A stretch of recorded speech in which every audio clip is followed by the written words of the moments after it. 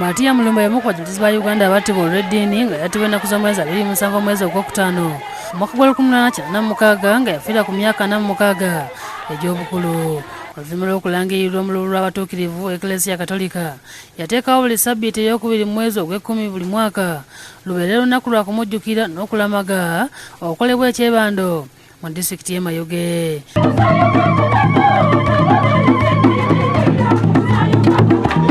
Eno wadde emisa ey'okusaba n'okwegayirira omutuukirivu Matia Mulumba okuyamba ku Abakristu mu bizibu eby'enjawulo. Waliyo oluzzi olulimu amazzi agagambibwa okubeera ag'emikisa nga abakkiriza bagasini ne bakaliza oluzzi era abasembyeyo bakolokose ettosi. Waliwo n'ejjinja Matia Mulumba kwe yaweesezanga era nayo kigambibwa okuba nti lya mikisa nga abakkiriza bangi balabiddwako nga beegayirira ku jjinja lino ssaako okumogolako obutundu babwetwalira okufuna emikisa. Babadde akulembedde emisa eno omusumba w'ejjinja Martin Wamika akubiriza Abakristu okwewala ebikolwa eby'obwenzi nga batwala Matia Mulumba ng'ekyokulabirako bwe yaleka abakyala be yalina abasukka mu basatu ng'amaze okuyingira eddiini.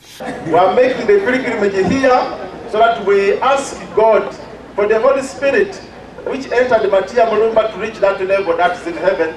President Museveni asuubizza okwongera okutumbula ebyobulamuzi n'eddiini mu bubaka bw'atisse Sipiika wa Paalamenti Rebecca Etwala Kadaga. Yabategeeza nti gavumenti ejja kwongera okutumbula obulambuzi obugemagana n'eddiini. Ebyo nga biri bityo, Reverend Father Joseph Mary Sebunya yennyamiddwa olw'Abakristu abatayagala kwambala sapuli eziraga eddiini yaabwe nga ensonga lwaki abasinga bakola ensobi olw'obutaana mutima gwa ddiini. Abantu bali awo bannampawengwa okubuuza oli ki, oli wa ddiini ki?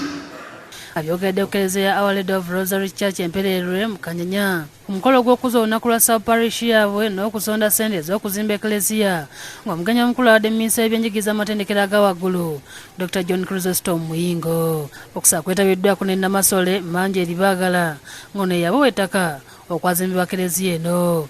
Minisita Muyingo nga yakiikiridde President Museveni abeebazizza okuzimba Eklezia. South Parish namba nate naona kuno eka byonna byolina twaliwo obubaka bwange ku bijeebi bibiri obumu kwe buno buwandiike nagamba musomeka bwe buli kigambo ku kigambo n'obulala buli muntu simanyi biri. President Museveni awadde ensimbi obukadde 10 obw'okuzimba Eklezia eno ng'omukolo ogugenza okuggwa ng'ensimbi obukadde 17 n'emitwalo 46 ezisondeddwa okuyambako mu kuzimba. Ivan Lubega ne David Tamale bakusakidde eggulire lino olwa Bukedde TV.